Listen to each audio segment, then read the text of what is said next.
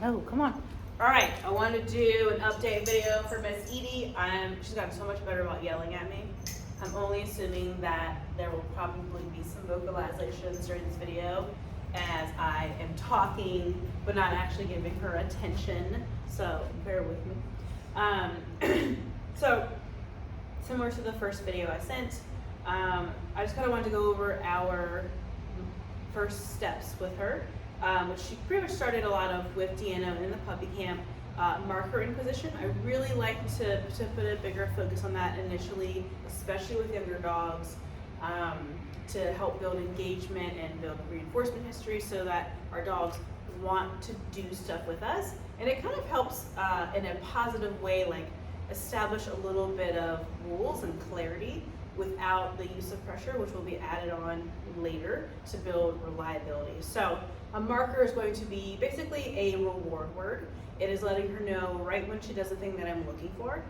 So I wanted to make sure that she really understood that this word equals delivery of food in a reflexive way. Like she hears the word and she goes, oh, food's happening. So that way, whatever she's doing when she hears that word is most likely going to be a repeated behavior because it brings on the good stuff, right? So the main one right now is the word yes. She knows that food is happening. When I give it to her, I'm really fun and playful. I want to up its value by tapping into her prey drive. So I can ask her to do something, sit, yes, yeah. I might make her chase after it a little bit. I don't care if she's a little rude and thrashy because I just want there to be animation. I want her to really enjoy that reward of it. Then we have, or excuse me, let me back up a little bit. When she hears the word yes, I don't really care what she does as far as behavior is concerned. I just want her coming and taking food from me.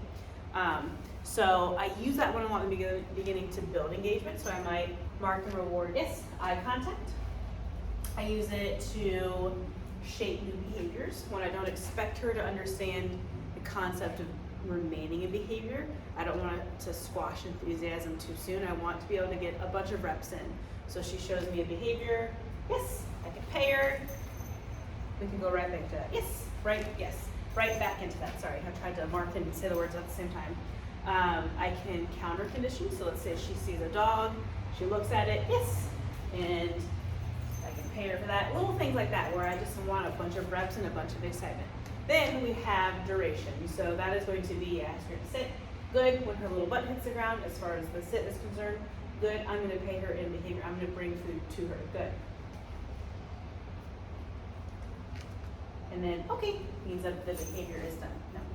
No. So with her, it has been very important to build her duration because she gets impatient and she starts making sounds at you. So I wanted to really, again, build up her patience and learn how to wait for reinforcement by switching up the frequency that I give her food. And I want her to learn that if she just waits, that things will happen, she will get food. But demand barking makes that process longer, right? So if she's yelling at me, then I'm just not doing anything. Eventually I can correct and say no when she does that stuff. But right now I just want her to figure it out on her own, that when she's yelling and trying to make me give her food, it's not gonna work in her favor. Sit, good. But being a silent, polite little angel, good, will. I do like to wait until she's making eye contact. Good. I want just to kind of capitalize on engagement and showing that when you're looking up at me, the good stuff happens. Good. And I know you can't really see, but her eyes are looking around, and when they lock into my eyes, I will pay her. Same thing with releasing. Okay. When she looks up at me, I can say okay. Okay. Whoa. Good girl. One really big thing that I've been working on with her because she is very inquisitive. We've been working on an out command. So the first one is out, yes, away from me. And now we're switching that out to objects away from me. Typically I'm gonna have her on a leash so that I can successfully make her move away from those things. No has to be no, otherwise it means try harder. So that's going to be the same thing for that out command with me. If I say out, I want to be able to enforce that behavior and not let her successfully win it, because then my words mean nothing, right? They're already only suggestions, so I have to actually have that follow through. With this behavior, I'm making it a bigger deal because when I'm walking her from building to building, her little butt is picking up the way that the alleyway is shaped. It kind of, the wind funnels everything in, so there's always little like cups and styrofoam and plastic things, and she is like, this is my playground, and she tries to pick them all up. So I have to be really on top of it. So I wanted her to make sure that she really understands what her out command means. So I'm just gonna kind of toss this away, and I don't care if she plays with it for a second. Edie, out, yes. Good job. Out, yes. Good. So we've been doing this one for a little bit, so you can see she already, out, yes, she already anticipates it. And as she goes towards it, she already knows that I'm gonna make her leave it alone and she gets something of high value. So she is working the system, and that is great. I want her thinking that it's her idea and that she's making me give her food, because that's gonna make her more likely to do it again in the future. Good girl, okay. It's sweet. Oh my gosh, get it.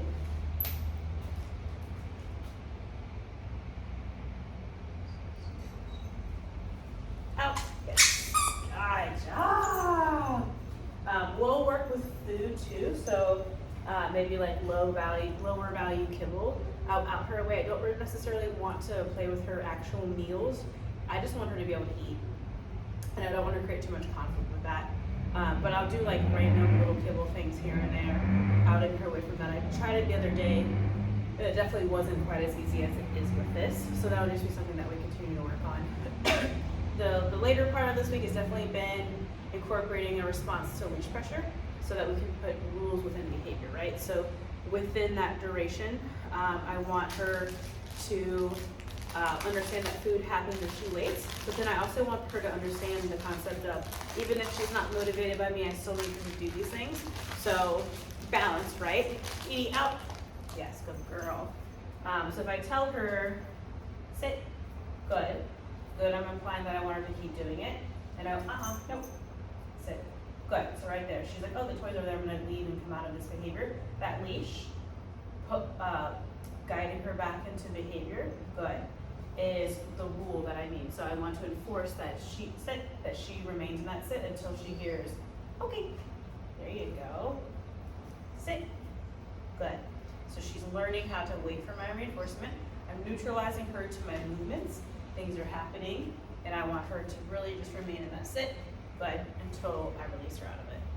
I'm just using sit as an example. We're gonna do that with all of the behaviors. Good. Patience.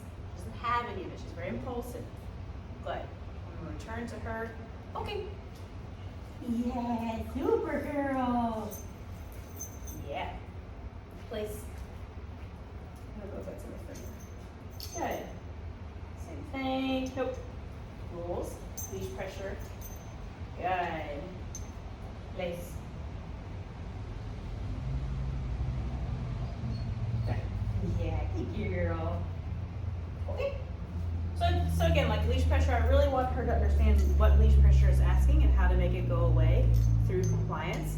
And I'd like to do that, out, yes, in the learning phase, so that it's controlled. We're in a lower distraction environment where she is motivated by me. And as I'm asking her to do a behavior, sit. Edie, sit. Good. That pressure, that leash pressure is being applied gently, good, into the behavior. As soon as she does the behavior, the leash goes slack, the pressure is turned off. Good, we go into payment. Okay, so she's learning through association that when she does the behavior, that annoyance, that tension in the leash goes away when we switch back to positive reinforcement. So again, I like to do that in the learning stage so that I'm not adding in conflict when we do go out into more distracting environments and maybe she really isn't that motivated by me. You know, the food value is contextual. When we go into newer environments and she doesn't want to do the things that I'm asking her to, and now I'm trying to ask her what the leash and she doesn't know what that means, that's going to be an additional stressor. She's a very spicy girl, but she's doing really well with training. Next week will be much more outside where there's a lot of distractions. I think she's ready for it. There's a couple of things that I want to fine tune in here. But yeah, if you have any questions, you can go ahead and ask. Otherwise, she's doing great, right, girl? Yeah. All right.